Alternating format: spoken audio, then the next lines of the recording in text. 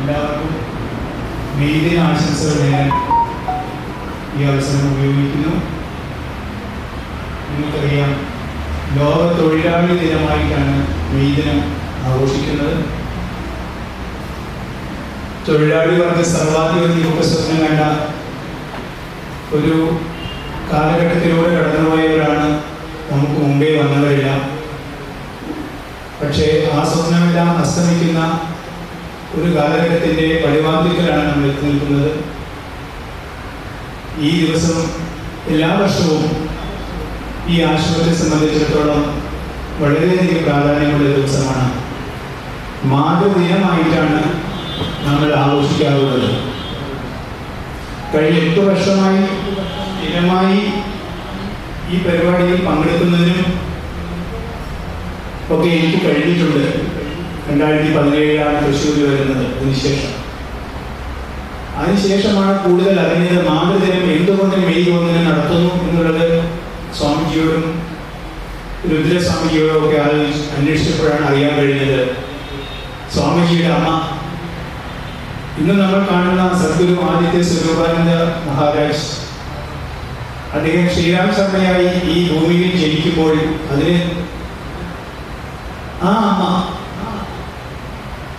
പർവ്വതവർദ്ധിനി teacher അവരുടെ ഓർമ്മകളുടെ ദിവസമായിട്ടാണ് ഇന്ന് മാതൃദിനമായി ആഘോഷിക്കുന്നത് എന്നറിയാൻ കഴിഞ്ഞത്. വിവേകോദയം സ്കൂളിലെ എച്ചമായിരുന്നു പർവ്വതവർദ്ധിനി ടീച്ചർ. 1989 മെയ് 1 അവർ ഈ ലോകത്തോട് വിട പറയുന്നത്. അപ്പോൾ കണക്കാക്കി നോക്കുമ്പോൾ 35 വർഷത്തോളം കഴിഞ്ഞു. അന്ന് ചിലപ്പോൾ ആ അമ്മ ഒരിക്കലും വിചാരിച്ചു കാണില്ല തൻ്റെ മകൻ ഒരു സന്യാസിയായി ഈ ലോകത്തിന് മുഴുവൻ മാതൃക കാണിക്കുന്ന ഒരു മഹാപുരുഷനായി ഇവിടുത്തെ പാവപ്പെട്ടവരെ സേവിക്കുന്ന സമൂഹത്തിൻ്റെ പ്രതിനിധിയായി മാറുമെന്ന് ഒരിക്കലും സ്വപ്നം കണ്ടു കാണാൻ ഇടയില്ല. പക്ഷേ സ്വാമിജിയുടെ ചെറുപ്പകാലത്തെ ജീവിതത്തെ മനസ്സിലാക്കിയപ്പോഴെല്ലാം തന്നെ ചെറുപ്പം മുതലേ അദ്ദേഹം ശ്രീരാം ശർമ്മ, പൂർവാശ്രമത്തിലെ ശ്രീരാം ശർമ്മ സാമൂഹ്യ സേവനത്തിൻ്റെ പാതയിലൂടെ കടന്നുപോയ ഒരു വ്യക്തിയായിരുന്നു. ആ ഒരു ഗുണമാണ് അദ്ദേഹത്തെ സന്യാസ ജീവിതത്തിലേക്ക് ആകർഷിച്ചതും പിന്നീട് സന്യാസിയായി മാറിയതും സദ്ഗുരു ആദിത്യ സ്വരൂപാനന്ദപുരി മഹാരാജ് എന്ന പേര് സ്വീകരിച്ചു. അതിനുശേഷമുള്ള ചരിത്രമെല്ലാം നമ്മൾക്ക് പലർക്കും അറിയാം. ഇപ്പോൾ അദ്ദേഹത്തിൻ്റെ ഏറ്റവും പ്രിയപ്പെട്ട ശിഷ്യൻ നമ്മുടെ പഴയ ബ്രഹ്മചാരി വിഷ്ണു എന്നിപ്പോൾ ആദിത്യ രുദ്ര സ്വരൂപാനന്ദപുരി സ്വാമി ആയി മാറിക്കഴിഞ്ഞു. അങ്ങനെ ഈ സമൂഹത്തിൽ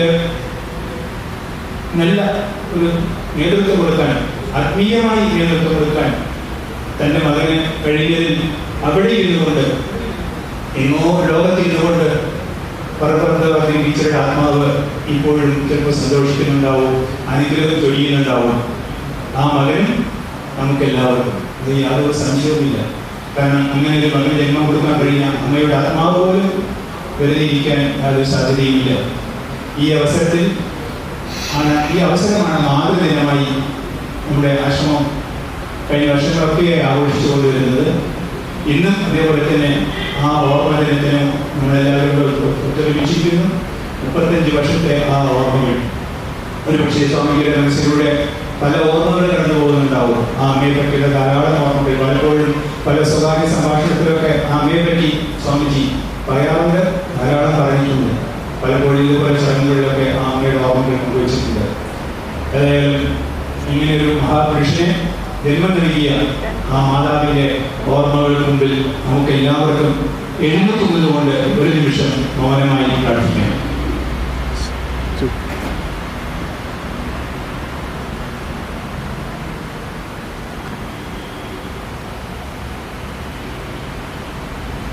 ഓം ജയ് സായിരാം. നമുക്ക് അമ്മയെ സ്മരിക്കാനുള്ള അവസരമുണ്ട്. പുഷ്പാർച്ചന അർപ്പിച്ചുകൊണ്ടും എല്ലാ രീതിയിലും അത് കഴിഞ്ഞ് ഭക്ഷണം കഴിച്ചു വേണം എല്ലാവരും പിരിയാൻ എന്ന ആശ്രമത്തിന് വേണ്ടിയും സ്വാമിജിക്ക് വേണ്ടിയും എല്ലാവരോടും അഭ്യർത്ഥിക്കുന്നു. ജയ് സായിരാം. എന്തുകൊണ്ട് നമുക്ക് തുടങ്ങിക്കൂടാ എന്നുള്ളത് ആദ്യത്തെ പ്രളയ സമയത്താണ് എപ്പോഴും ഓർക്കുന്നു. അവിടെ ഇരുന്നു ഞങ്ങളൊക്കെ വീട്ടിലേക്ക് പോകാൻ പറ്റാതെ ഞാനും ജയിക്കുന്നു കാർത്തികയും വെള്ളത്തിന് അങ്ങോട്ട് കിടക്കാൻ പറ്റാതെ ഉയർന്നുള്ളപ്പോൾ വെള്ളം നിറഞ്ഞ് ചുറ്റിത്തിരിഞ്ഞ് പോകുന്ന സമയത്ത് ഒരു ദിവസം ഇവിടെയാണ് അന്ന് ഭക്ഷണം കഴിച്ചിരുന്നത്. ആ സമയത്ത് സ്വാമിജിയുടെ മനസ്സിൽ സ്വാമിശേഷമാണ് പാവപ്പെട്ടവർക്ക് എന്തെങ്കിലും ചെയ്യണം. അത് മുടങ്ങാതെ കൊണ്ട് നടന്നത് ഇവിടുത്തെ ഭക്തജനങ്ങളാണ്, വിശ്വാസികളാണ്, നല്ലവരായ ആൾക്കാരാണ്. എല്ലാവരുടെയും സഹായ സഹകരണം ഒരിക്കൽ കൂടി ഇനിയും ഉണ്ടാകണം എന്ന് അഭ്യർത്ഥിക്കുന്നു. ആശ്രമത്തിൻ്റെ ഒട്ടനവധി പ്ലാനും പ്രൊജക്ട്സും പദ്ധതികളും ഒക്കെ പ്ലാൻ ചെയ്യുന്നുണ്ട്. ഇവിടെ ആ പ്ലാനുകൾ നമുക്ക് 8 വർഷങ്ങളായി. അവിടേക്ക് നമുക്ക് കടന്നു വരണം. അതിനുള്ള സൗകര്യങ്ങളും സഹായ സഹകരണങ്ങളും എല്ലാവരുടെ ഭാഗത്തും ഉണ്ടാവണം എന്ന് മാത്രം പറഞ്ഞു നമുക്ക് ചെയ്തു.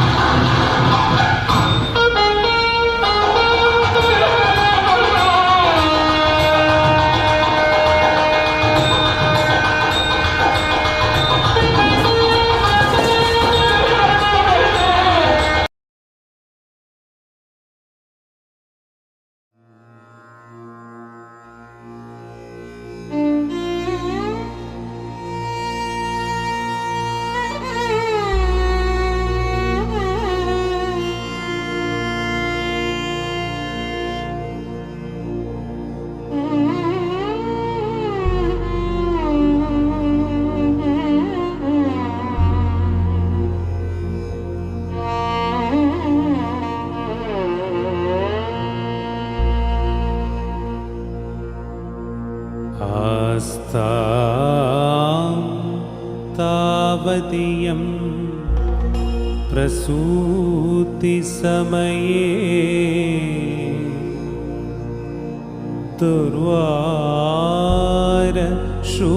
दुर्वारशूलव्यथा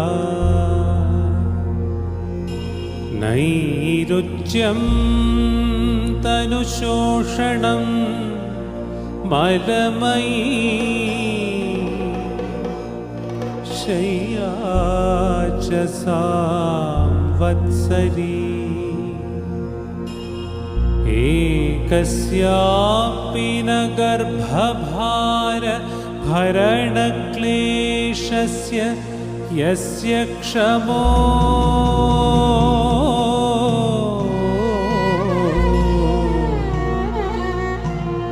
दातुं निष्कृतिम् उन्नतोऽपि तनयस्तस्यै जनन्यै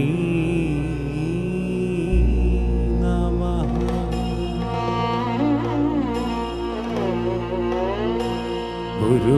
गुरुकुलमुपसृत्य स्वप्नकाले तु दृष्ट्वा यति समुचितवेषं प्रारुतो मां त्वमुच्चैः गुरुकुलमथ सर्वं प्रारुदत्ते समक्षम्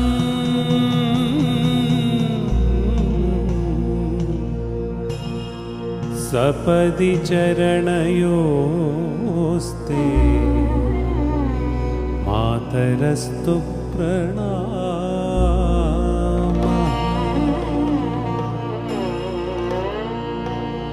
न दत्तं मातस्ते मरणसमये तोयमपि वा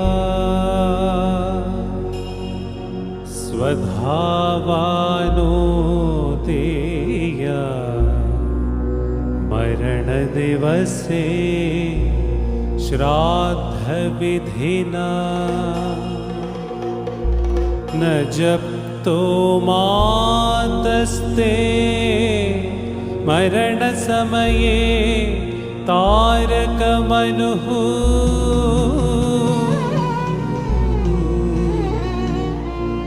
अकाले सम्प्राप्ते मयि कुरु दया मातरतुला।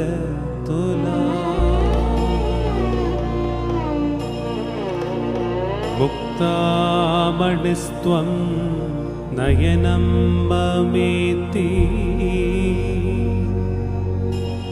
राजेति जीवेति चिरं सुतत्वम् इत्युक्तवत्यास्तव वाचि मातः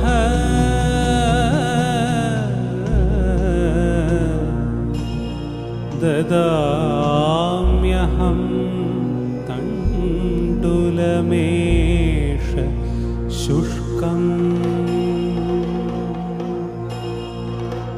अम्बेति तातेति शिवेति तस्मिन् प्रसूतिकाले यदवोच उच्चैः कृष्णेति गोविन्द हरे मुकुन्देति अहो जनन्यै रचितोऽयम् अंजलिः।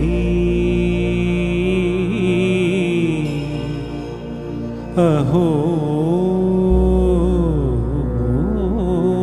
जनन्यै रचितोऽयम्।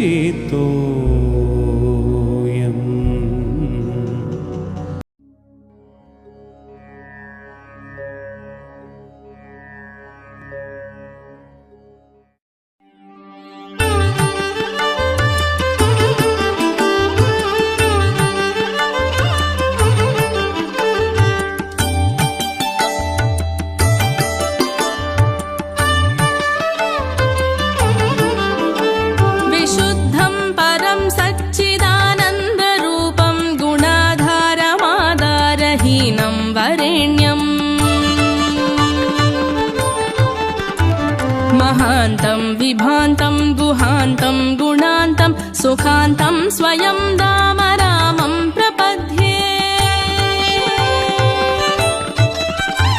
शिवं नित्यमेकं विभुं तारकाख्यं सुखाकारमाकारशून्यं सुमान्यम्।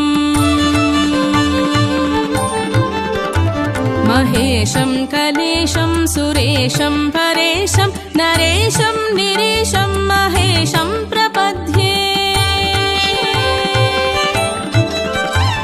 यदा वर्णयत् कर्णमूलेऽन्तकाले शिवो राम रामेति रामेति काश्याम्। तदेकं परं तारक ब्रह्मरूपं भजेऽहं भजेऽहं भजेऽहं भजेऽहम्। महारत्नपीठे शुभे कल्पमूले शुकासीनमादित्यकोटिप्रकाशम्। सदा जानकी लक्ष्मणोपेतमेकं सदा रामचन्द्रं भजेऽहं भजेऽहम्। वणत्रत्नमञ्जीरपादारविन्दं लसन्मेखलाचारुपीताम्बराढ्यम्। महारत्नहारोल्लसत्कौस्तुभाङ्गं न तच्छञ्चरी मञ्जरी लोलमालम्।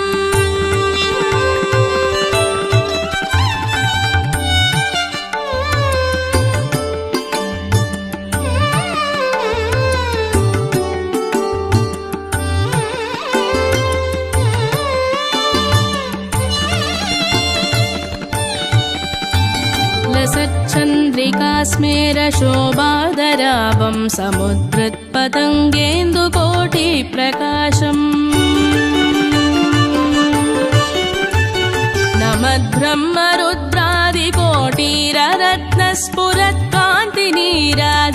नमद्ब्रह्मरुद्रादिकोटिररत्नस्फुरत्कान्तिनीराजनारादिताङ्घ्रिम् पुरप्राञ्जलीनाञ्जनेयादिभक्तान् स्वचिन्मुद्रया भद्रया बोधयन्तम्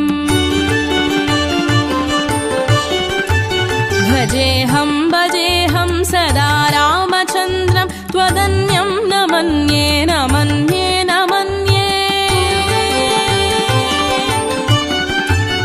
यदा मत्समीपं कृतान्तः समेत्य प्रचण्डप्रकोपैर्भटैर्भीषयेन्मा तदा विष्करोषि त्वदीयं स्वरूपं सदा पत्प्रणाशं सकोदण्डबाणम् निजे मानसे मन्दिरे सन्निधेहि प्रसीद प्रसीद प्रभो रामचन्द्र ससौमित्रिणा कैकेयीनन्दनेन स्वशक्त्यानुभक्त्या च संसेव्यमाना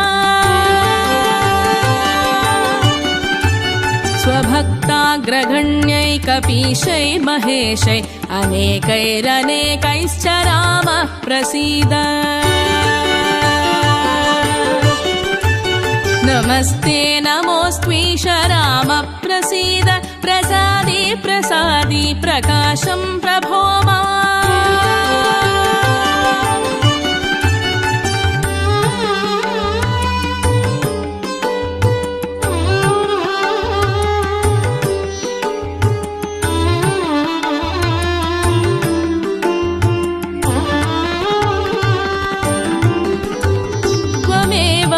दैवं परं मे यदेकं सुचैतन्यमेतत्त्वदन्यं न मन्ये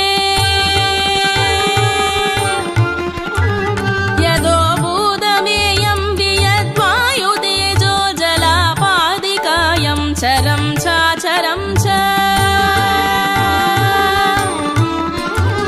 नमः सच्चिदानन्दरूपाय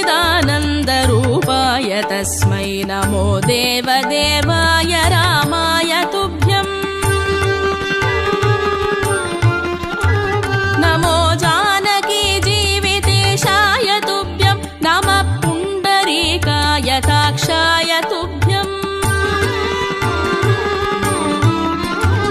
नमो भक्तियुक्तानुरक्ताय तुभ्यं नमो पुण्यपुञ्जैकलभ्याय तुभ्यम् नमो वेदवेद्याय चाद्याय पुंसे नमः सुन्दराय इन्दिरावल्लभाय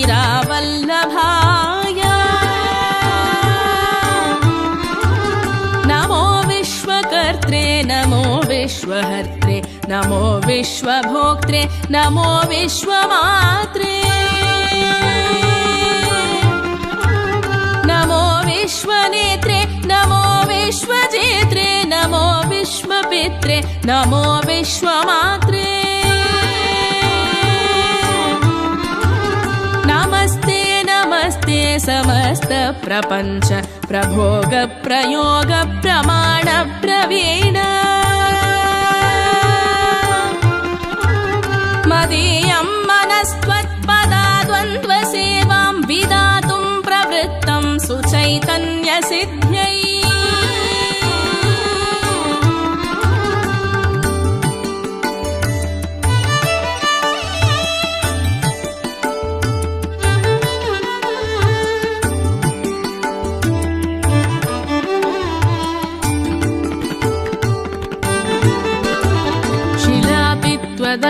क्षमा संगिरेणु प्रसादादि चैतन्यमादत्त राम नमस्त्वत्पदद्वन्द्वसेवा विधानात् सुचैतन्यमेतीति किं चित्रमत्र पवित्रं चरित्रं चित्रं त्वदीयं नराये स्मरन्त्यन्वहं रामचन्द्र भवन्तं भवान्तं भरन्तं भजन्तो लभन्ते कृतान्तं न पश्यन्त्यतोऽन्ते सपुण्य सगण्य शरण्यो ममायं नरो वेदयो देवचूडामणिं त्वाम् सदाकारमेकं चिदानन्दरूपं मनोवागगम्यं परं धाम राम प्रचण्ड प्रताप प्रभावाभिभूत प्रभूतारिवीर प्रभो रामचन्द्र बलं ते कदं वर्ण्यतेऽतीव बाल्ये यथोकण्डिचण्डीशकोदण्डदण्डम् दशग्रीवमुग्रं सपुत्रं समित्रं सरिद्दुर्गमध्यस्थरक्षो गणेशम् भवन्तं विना रामवीरो नरो वा सुरो वा मरो वा जयेत् कस्त्रिलोक्या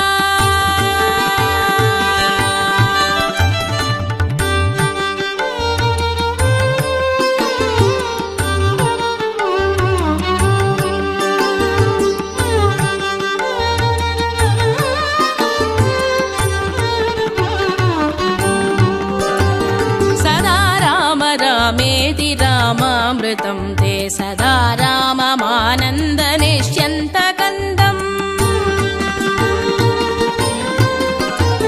पिबन्तं नमन्तं सुदन्तं हसन्तं हनुमन्तमन्तर्भजेतं नितान्तम् सदा राम रामेति रामामृतं ते सदा राममानन्दनिष्यन्तकन्दम् पिबन्नन्वहं नन्वहं नैव मृत्योर्पिबेमि प्रसादा ससादातदैव असीता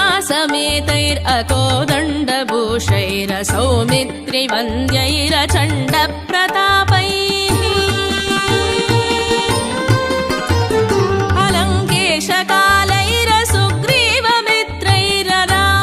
अलङ्केशकालैरसुग्रीवमित्रैररामाभिधेयैरलं दैवतैर्नः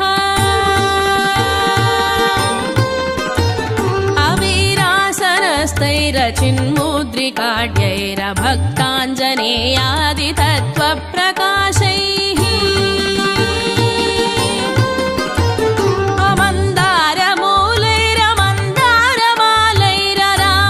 अमन्दारमूलैरमन्दारमालैररामाभिधेयैरलं दैवतैर्नः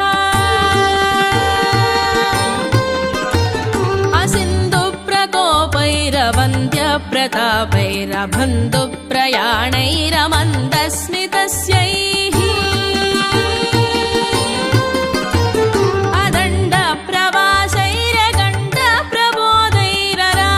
अदण्डप्रवासैरगण्डप्रबोधैररामाभिधेयैरलं दैवतैर्नः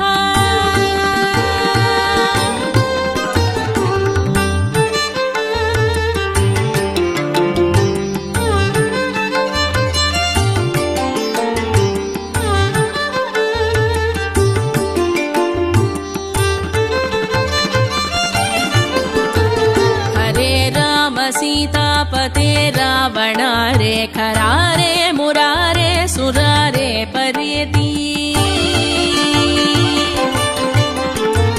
लपन्तं नयन्तं सदा कालमेवं समालोकया लोकया शेषबल्दो नमस्ते सुमित्रा सुपुत्राभिवन्द्या नमस्ते सदा कैकेयी नन्दनेड्य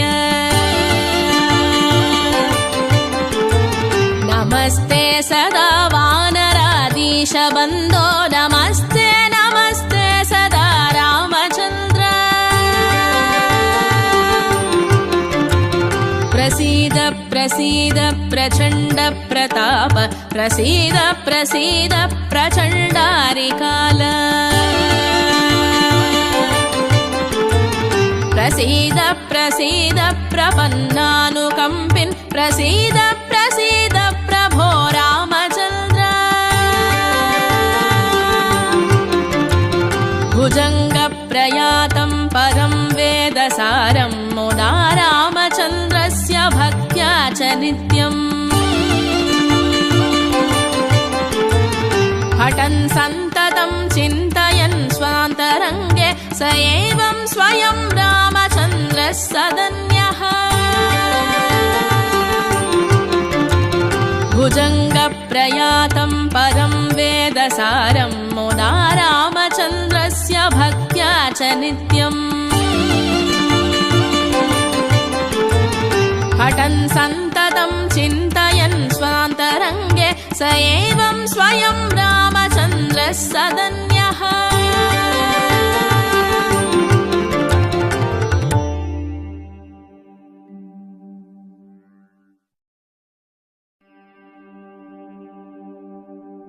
सुग्रीवमित्रं परमं पवित्रं सीताकलत्रं नवमेघगात्रम् कारुण्यपात्रं शतपत्रनेत्रं श्रीरामचन्द्रं सततं नमामि श्रीरामचन्द्रं सततं नमामि श्रीरामचन्द्रं सततं नमामि संसारसारं निगमप्रचारं धर्मावतारं हृदभूमिभारम् सदा निर्विकारं सुखसिन्धुसारं श्रीरामचन्द्रं सततं नमामि श्रीरामचन्द्रं सततं नमामि श्रीरामचन्द्रं सततं नमामि लक्ष्मीविलासं जगतो निवासं भूदेववासं शरदिन्दुहासम् लङ्काविनाशं भुवनप्रकाशं श्रीरामचन्द्रं सततं नमामि श्रीरामचन्द्रं सततं नमामि श्रीरामचन्द्रं सततं नमामि मन्दारमालं वचने रसालं गुणैर्विशालं हृदसप्तजालम् द्रव्यादकालं सुरलोकपालं श्रीरामचन्द्रं सततं नमामि श्रीरामचन्द्रं सततं नमामि श्रीरामचन्द्रं सततं नमामि वेदान्तज्ञानं सकले समानं हृदारिमानं धृतसप्रदानम् गजेन्द्रयानं विकलावसानं श्रीरामचन्द्रं सततं नमामि श्रीरामचन्द्रं सततं नमामि श्रीरामचन्द्रं सततं नमामि श्यामाभिरामं नयनाभिरामं गुणाभिरामं वचसाभिरामं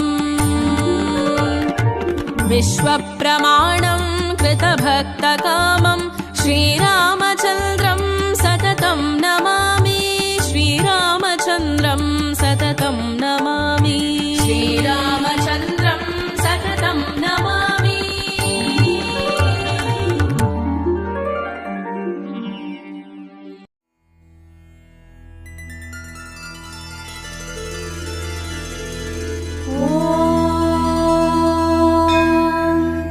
अस्य श्रीरामरक्षास्तोत्रमहामन्त्रस्य बुधकौशिकऋषिः श्रीसीतारामचन्द्रो देवता अनुष्टुप्छन्दः सीताशक्तिः श्रीमद्हनुमान् कीलकम् श्रीरामचन्द्रप्रीत्यर्थे श्रीरामरक्षास्तोत्रजपे विनियोगः ध्यानम् ध्यायेदाजानुबाहुं धृतशरधनुषं बद्धपद्मासनस्थं पीतं वासोऽवसानं नवकमलदलस्पर्धिनेत्रं प्रसन्नम् वामाङ्कारूढसीतामुखकमलमिलल्लोचनं नीरदाभम् नानालङ्कारदीप्तं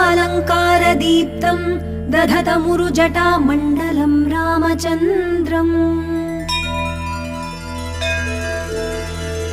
चरितं रघुनाथस्य शतकोटिप्रविस्तरम् एकैकमक्षरं पुंसां महापातकनाशनम् ध्यात्वा नीलोत्पलश्यामं रामं राजीवलोचनम् जानकी लक्ष्मणोपेतं जटामुकुटमण्डितम् सासितूणधनुर्बाणपाणिं नक्तञ्चरान्तकम् स्वलीलया जगत्रातुम् आविर्भूतमजं विभुम् राम रक्षां पठेत् प्राज्ञः पापघ्नीं सर्वकामदाम् शिरो मे राघवः पातु भालं दशरथात्मजः कौसल्येयो दृशौ पातु विश्वामित्रप्रियश्रुती घ्राणं पातु मखत्राता मुखं सौमित्रिवत्सलः जिह्वां विद्यानिधिः पातु कण्ठं भरतवन्दितः स्कन्धौ दिव्यायुधः पातु भुजौ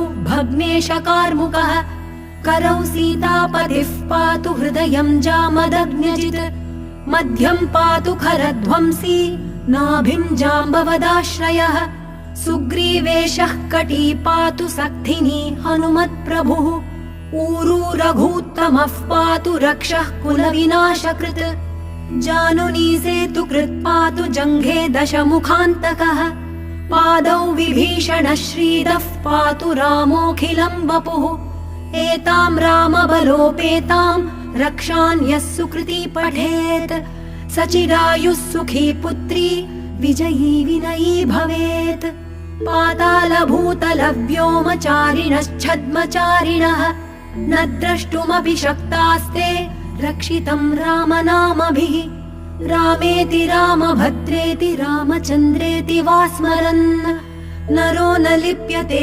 पापैर्भुक्तिं मुक्तिं च विन्दति जगज्जैत्रैकमन्त्रेण रामनाम्नाभिरक्षितम् यः कण्ठे धारयेत् तस्य करस्थाः सर्वसिद्धयः वज्रपञ्जरनामेदं यो रामकवचं स्मरेत् अव्याहताज्ञः सर्वत्र लभते जयमङ्गलम् आदिष्टवान् यथा स्वप्ने राम रक्षामि मां हरः तथा लिखितवान् प्रातः प्रबुद्धो बुधकौशिकः आरामः कल्पवृक्षाणां विरामः सकलापदाम् अभिरामस्त्रिलोकानां रामः श्रीमान् सनः प्रभुः तरुणौ रूपसम्पन्नौ सुकुमारौ महाबलौ पुण्डरीकविशालाक्षौ क्षीरकृष्णाजिनाम्बरौ फलमूलाशिनौ दान्तौ तापसौ ब्रह्मचारिणौ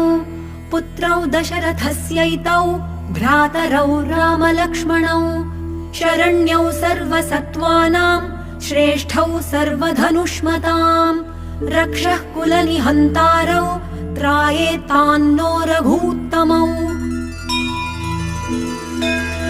आत्तसज्य धनुषा विशुस्पृशा वक्षया शुगनिषङ्गसङ्गिनौ रक्षणाय मम रामलक्ष्मणावग्रतः पथि सदैव गच्छताम् सन्नद्धः कवची खड्गी चापबाणधरो युवा गच्छन् मनोरथान्नश्च रामः पातु स लक्ष्मणः रामो दाशरथिः शूरो लक्ष्मणानुचरो बली काकुत्स्थः पुरुषः पूर्णः कौसल्येयो रघूत्तमः वेदान्तवेद्यो यज्ञेशः पुराणपुरुषोत्तमः जानकी वल्लभः श्रीमान् अप्रमेय पराक्रमः इत्येतानि जपेन्नित्यं मद्भक्तः श्रद्धयान्वितः अश्वमेधाधिकं पुण्यं सम्प्राप्नोति न संशयः रामं दूर्वादलश्यामं पद्माक्षं पीतवाससं स्तुवन्ति नामभिर्दिव्यैर्न ते संसारिणो नराः रामं लक्ष्मणपूर्वजं रघुवरं सीतापतिं सुन्दरं काकुत्स्थं करुणार्णवं गुणनिधिं विप्र प्रियं धार्मिकम् राजेन्द्रं सत्यसन्धं दशरथतनयं श्यामलं शान्तमूर्तिम् वन्दे लोकाभिरामं रघुकुलतिलकं राघवं रावणारिम् रामाय रामभद्राय रामचन्द्राय वेधसे रघुनाथाय नाथाय सीतायाः पतये नमः। श्रीराम राम रघुनन्दन राम राम श्रीराम राम भरताग्रज राम राम श्रीराम राम रणकर्कश राम राम श्रीराम राम शरणं भव राम राम श्रीरामचन्द्र चरणौ मनसा स्मरामि श्रीरामचन्द्र चरणौ वचसा गृह्णामि श्रीरामचन्द्र चरणौ शिरसा नमामि श्रीरामचन्द्र चरणौ शरणं प्रपद्ये। माता रामो मत्पिता रामचन्द्रः स्वामी रामो मत्सखा रामचन्द्रः सर्वस्वं मे रामचन्द्रो दयालुः नान्यं जाने नैव जाने न जाने। दक्षिणे लक्ष्मणो यस्य वामे च जनकात्मजा पुरतो मारुतिर्यस्य तं वन्दे रघुनन्दनम् लोकाभिरामं रणरङ्गधीरं राजीवनेत्रं रघुवंशनाथं कारुण्यरूपं करुणाकरन्तं श्रीरामचन्द्रं शरणं प्रपद्ये। मनोजवं मारुततुल्यवेगं जितेन्द्रियं बुद्धिमतां वरिष्ठं वातात्मजं वानरयूथमुख्यं श्रीरामदूतं शरणं प्रपद्ये।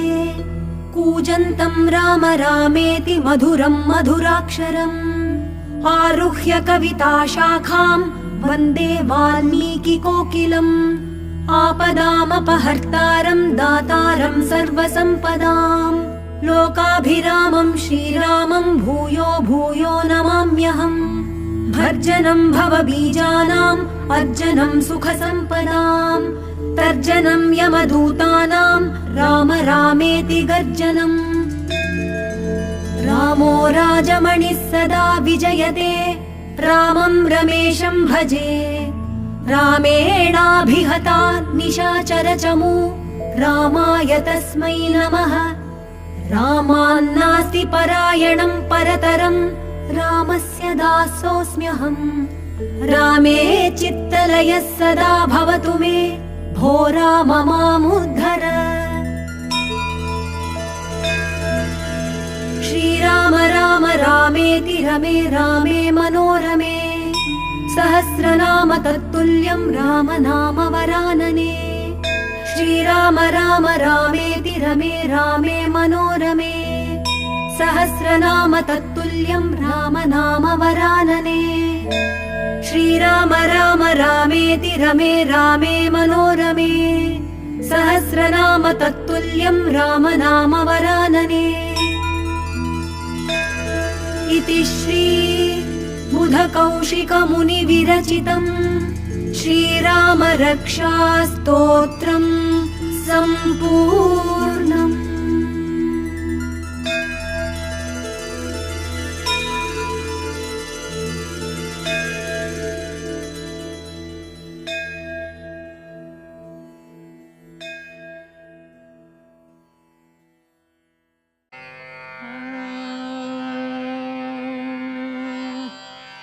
शुद्ध ब्रह्म परात्पर राम कालात्मक परमेश्वर राम।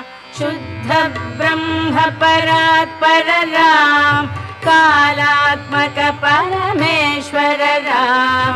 शेषतल्प सुख निद्रित राम ब्रह्माद्यमर प्रार्थित राम। चण्ड किरण कुल मंडन राम श्रीमद्दशरथ नंदन राम। कौसल्या सुखवर्धन राम विश्वामित्र प्रियधन राम। घोर ताटका घातक राम मारीचादि निपातक राम। रक्षकरां श्रीमदहल्योद्धारकरां गौतममुनिसम्पूजितरां सुरमुनिवरगणसंस्तुतरां नाविकधावितमृदुपदरां मिथिलापुरजनमोहकरां विदेहमानसरञ्जकरां त्र्यम्बककार्मुकभञ्जकरां सीतार्पितवरमालिकरां कृतवैवाहिककौतुकरां भागवदर्पविनाशकरां श्रीमदयोध्यापालकरां राम राम जय राजा राम राम राम जय सीताराम राम राम जय राजा राम राम राम जय सीताराम अगणित गुणगणभूषितराम अवनीतनया कामितराम अगणित गुणगणभूषितराम अवनीतनया कामितराम राकाचन्द्रसमाननरां पितृवाक्याश्रितकाननरां प्रियगुहविनिवेदितपदरां प्रक्षालितनिजमृदुपदरां भरद्वाजमुखानन्दकरां चित्रकूटाद्रिनिकेतनरां दशरथसन्ततचिन्तितरां कैकेयीतनयार्थितरां विरचितनिजपितृकर्मकरां भरतार्पितनिजपादुकरां राम राम जय राजा राम राम राम जय सीताराम राम राम जय राजा राम राम राम जय सीताराम दंडकावन जन पावन राम दुष्ट विराध विनाशन राम दंडकावन जन पावन राम दुष्ट विराध विनाशन राम शरभंग सुतीक्षार्चित राम अगस्त्यानुग्रह वर्धित राम गृध्राधिप संसेवित राम पंचवटी तट सुस्थित राम शूर्पणखार्ति विदायक राम खरदूषण मुख सोदक राम सीता प्रिय हरिणानुग राम मारीचाति कृताशुगराम विनष्ट सीतान्वेषक राम